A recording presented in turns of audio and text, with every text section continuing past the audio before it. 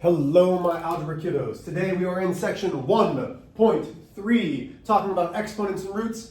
I am splitting this section up because I think it's important that we get the basics of one, then the basics of the other. We are starting with exponents. Exponents have a base and then a power.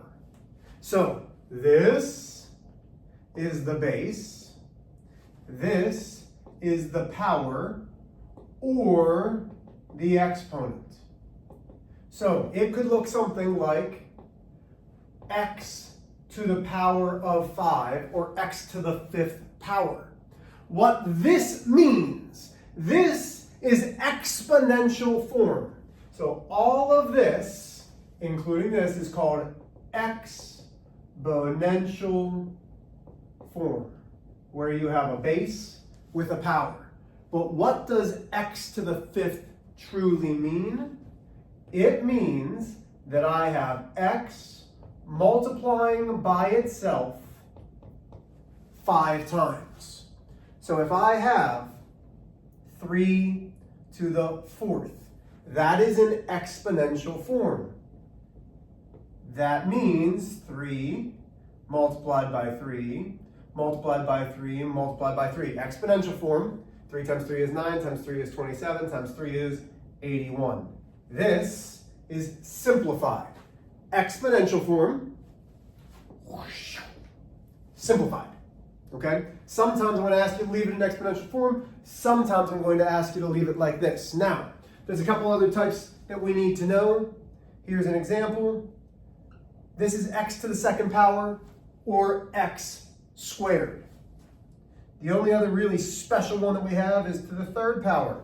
So we might call it something to the 3rd power, x to the 3rd power, or x cubed. So to the 2nd power is squared. When it's to the 3rd power, it is cubed. Okay? There are rules that come along with exponents. The first rule is called the product. That's not at all how you spell product. Product property. Okay, so here's rule number 1.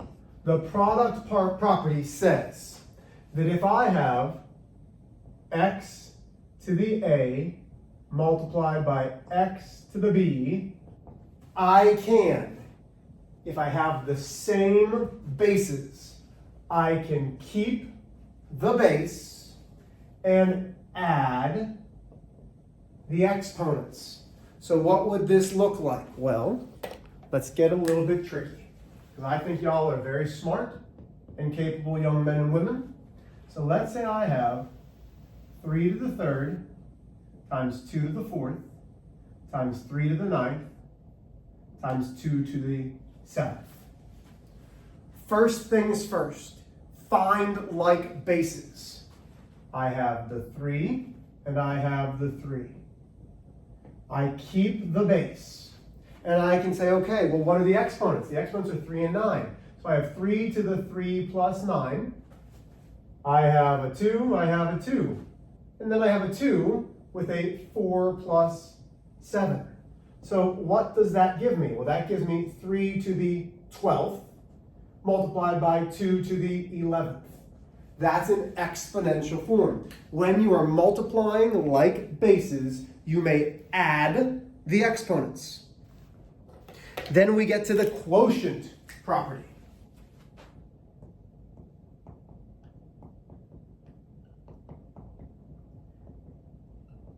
This says if we have like bases, x's, we literally subtract the bases. So if I have x to the a divided by x to the b, I get x a minus b. Well, how would this look in the real world, Mr. H? Great question. So here's our example over here, and this is going to be a little bit tricky. So now I have x to the 10th, y to the 4th, divided by x to the 7th, divided by y to the 9th. Now, here's where it becomes important to know what number is bigger. So I have a fraction, so I'm going to leave it as a fraction. When I'm looking at my like bases of x, I have x 10 minus 7, which is a positive 3. The bigger x is in the numerator. Why? Because 10 is bigger than 7. So the base stays in the numerator. 10 minus 7 is 3. But now we get to the tricky part. Where's the bigger y? Well, I've got y to the 4th and y to the 9th. 9 is bigger than 4, therefore my base stays in the denominator. 9 minus 4 is 5. This is the only way to have it. Okay? Then there's one more property that we need to know, and it is called the power property.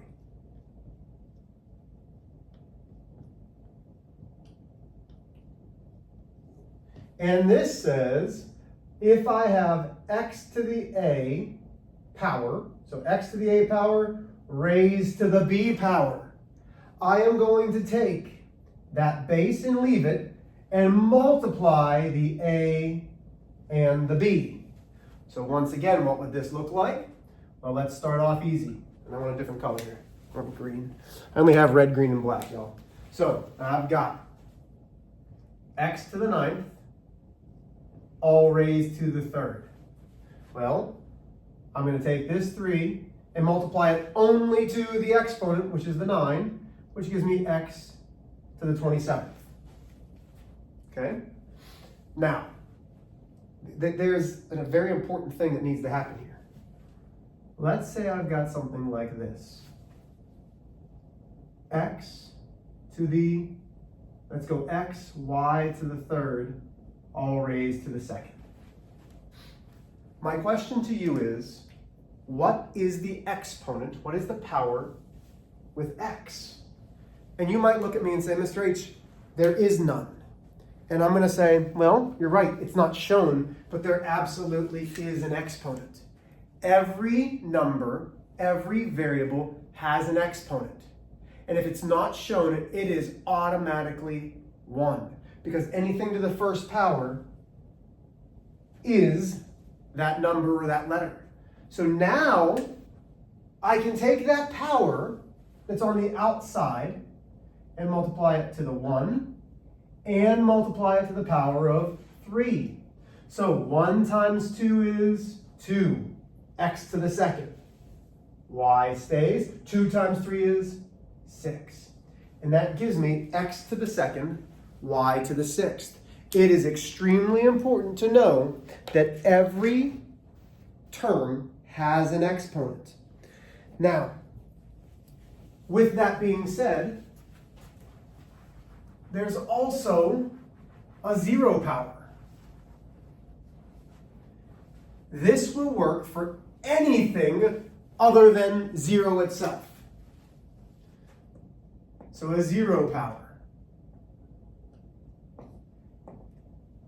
X to the 0 power will equal 1 as long as x isn't 0 itself. So as long as you're not doing 0 to the 0 power, if you see 3,431 to the 0 power, it's 1. Plain and simple. Okay?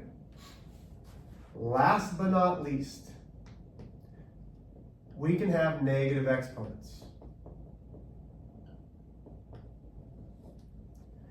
And I'm going to make sure that you understand clearly what the expectations are when you have negative exponents. You do not have a correct solution if an exponent is still negative. So if you say, hey, Mr. H, I'm done, and your answer has a negative in it, you're all wrong, okay? You need to fix something up because it's not correct. So, Mr. H, how do I get rid of a negative exponent and what does it look like? Those are all great questions. So let me erase. Still getting used to writing on straight on a board rather than like a whiteboard. Ugh. Okay, go away. So first off, here's an example. X to the negative 2. Remember, okay, my video cut in half, I don't know what. Everything that we have will have a denominator. The denominator of x to the negative 2 is 1. We cannot have that negative exponent. So what we do to make it positive is we take just this part and flip it. So now we have a fraction of 1 times x to the second. Well, what goes in the numerator? Just a 1. So it becomes a 1 and a positive x to the second. Mr. H, show me something else. Okay.